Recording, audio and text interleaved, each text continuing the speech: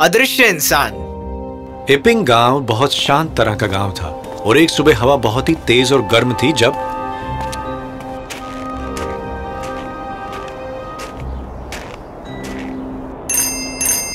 Mrs hall इतनी खुश थी कि चलो ऐसे मौसम में भी कोई ग्राहक तो आया। उन्होंने ये भी परवाह नहीं की कि ये आदमी कितना अजीब और बेईमान दिख रहा था और तुरंत ही उसने उस आदमी को कमरा किराए पर दे दिया।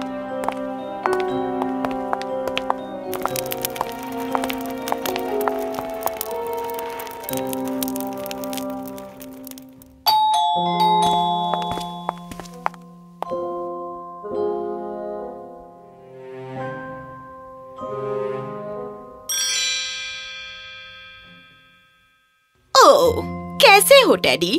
आपने कहा था कि घड़ी को ठीक करना है। अरे हाँ, इस तरफ।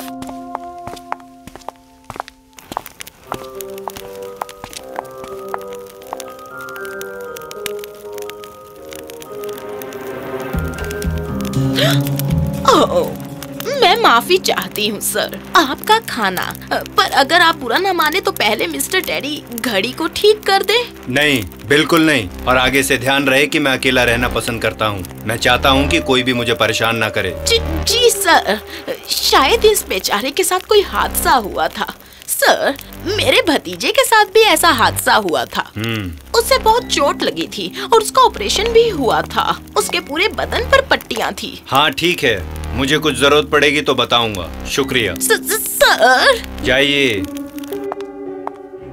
जाहिर है मिसेस हॉल को उनके बुरे बर्ताव की वजह से बहुत बुरा लगा और जल्दी वो उन्हें नापसंद करने लग गई। मिस्टर टेड को भी अजीब लग रहा था।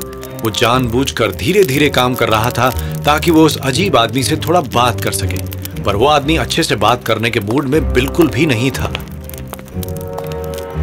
अरे, एक घड़ी को ठीक करने में कितना समय लगता है? जरा जल्दी करो। हाँ, बस हो ही गया। शायद इसे नहीं पता कि एक घड़ी को ठीक करने में समय भी लग सकता है। मिस्टर हॉल, आपने कैसे अजीब आदमी को ये कमरा किराए पर दे दिया है? अजीब आदमी? उसके चेहरे पर इतनी सारी पट्टियां हैं। अगर मैं किसी को अपने घर पर रखता हूं तो कम से कम इसका चेहरा तो जरूर देखना चाहूंगा। मैं आपसे कह रहा हूं कि उसके चेहरे पर इतनी सारी पट्टियों से लगता है जैसे वो पुलिस से छुप रहा हो। और एक बात और बताऊं, वो बड़ा ही बदतमीज है। मैं आपसे कह देता हूं मिस्टर हॉल, जरा ध्यान रखना। आप जरा संभल के रहना। तुमने किस तरह के इंसान को कमरा किराए पे दिया है? वो पैसे दे रहा है ना, तुम्हें और क्या चाहिए? अब तुम अपना काम करो और मुझे परेशान मत करो। अगली सुबह स्टेशन से इस आदमी के लिए कुछ सामान आता है। आखिरकार, आओ इस तरफ लेकर आओ। हाँ, आराम से इस तरफ लाओ। अरे ध्यान से। क्या हो गया है तुम लोगों को? मैं सुबह से इंतजार कर रहा हूँ, जल्दी लाओ।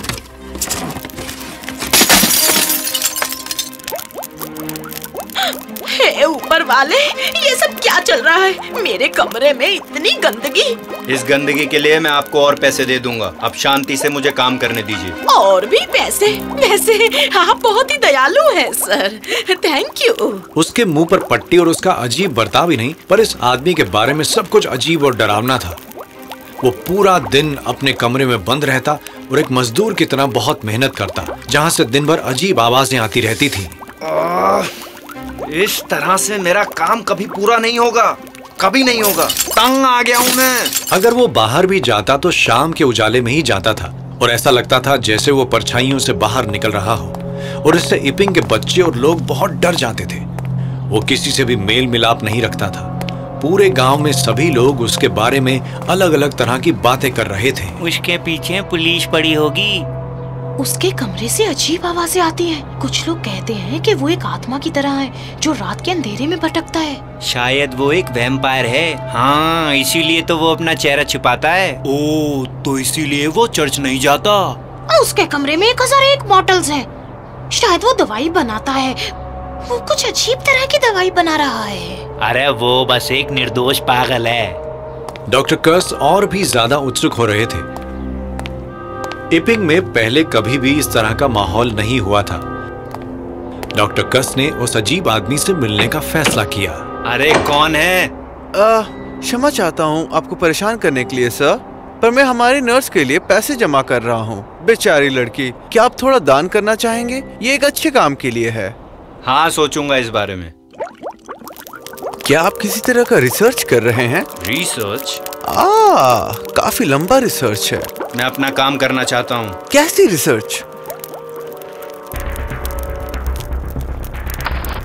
ये गया तुम्हारा दान। आपने ये कैसे किया? आपकी आस्तीन इस तरह क्यों दिख रही है? ओ, मैं अपने आस्तीन से और भी बहुत कुछ कर सकता हूँ।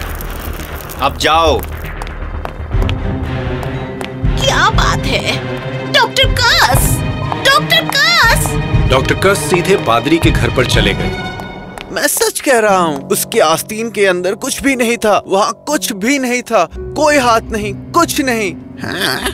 सच में? जो मैंने देखा वो बिल्कुल सच है। और सिर्फ इतना ही नहीं, उसने मेरे नाक की चूटी भी लगाई और मैंने उसकी उंगलियों को महसूस किया। मैंने महसूस किया उसका आस्तीन खाली था। मेरा भरोसा करो, उसका आस्तीन खाली था और फिर भी उसका हाथ था। ये सच में एक अजीब कहानी है। सुबह के समय जब पूरी दुनिया सो रही थी, तब पादरी और उसकी बीवी ने अपने घर में एक अजीब सी आवाज सुनी। कौन है?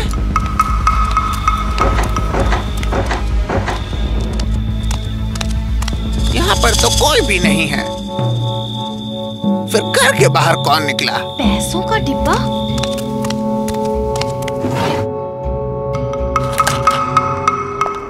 क्या तुमने सुना? पादरी के घर चोरी हो गई। क्या? कब? ये आज सुबह ही हुआ। ये क्या हो रहा है? ये कैसे हो सकता है? समझ में नहीं पता चल रहा है। यहाँ पे ऐसा कैसे हो सकता है? हमारे यहाँ भी चोरी? हॉल, क्या आपके मेहमान ही वो चोर हैं? मिस्टर और मिसेस हॉल सीधे उस अजनबी के कमरे में चले गए। दरवाजे को खुला देखकर वो अंदर चले गए। वो उसके सामान की तलाशी लेना चाहते थे कि अचानक ये क्या?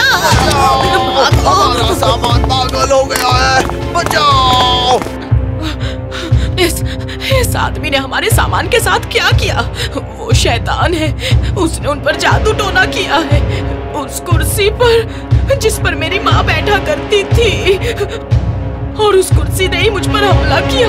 ओह, वो आदमी अजीब तो था ही। अचानक उन्हें घंटे की आवाज सुनाई दी। उसे अपना नाश्ता चाहिए। पर वो घर के अंदर आया कहाँ से? मतलब कि कब आया?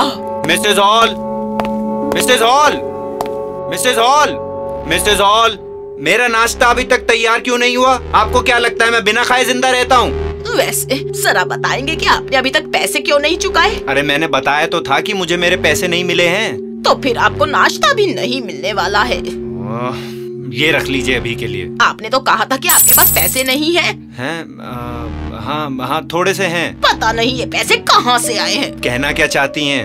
मेरा मुंह मत खुलवाएं। पता नहीं आपको ये पैसे कहाँ से मिले।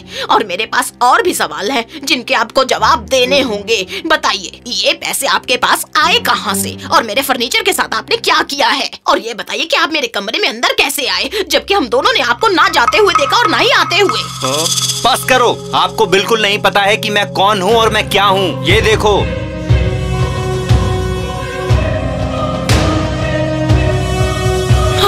ये क्या? अरे बाप रे! ऐसा कैसे होगा? अरे दरवाजा खोल, मैं कांस्टेबल जैफर्स हूँ। दरवाजा खोलो मैडम, जल्दी खोलो।